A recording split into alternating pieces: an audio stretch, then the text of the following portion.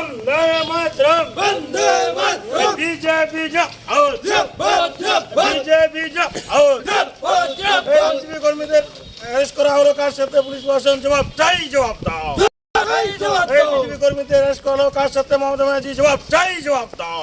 চাই, জবাব এই দাও, বিজেপি কর্মীদের অ্যারেস্ট করা হলো, কার সাথে? জয় পুলিশ শ্রীরাম। প্রশাসন জবাব চাই, জবাব দাও। দধিবাবু, আপনার কেন গ্রেপ্তার করলো পুলিশ? বর্তমানে পশ্চিমবঙ্গে আইনের শাসন নেই। এখানে পুলিশকে দিয়ে বিরোধী যত রাজনৈতিক দল আছে তাদের নেতা কর্মীদের গ্রেপ্তার করাটাই হচ্ছে এখন এই সরকারের মূল কাজ। এখন পুলিশেই হচ্ছে এই তৃণমূল চোরের সরকারের হচ্ছে মেন কাজ।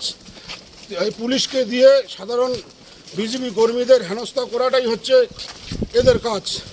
এরা চটি চাটতে চাটতে জিভ পাতলা হয়ে গেছে।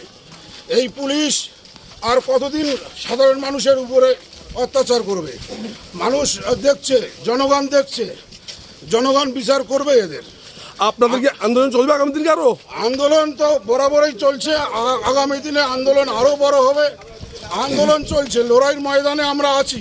এই জোর সরকারকে যতদিন না পর্যন্ত সরানো না যায় আমাদের আন্দোলন চলছে, চলবে।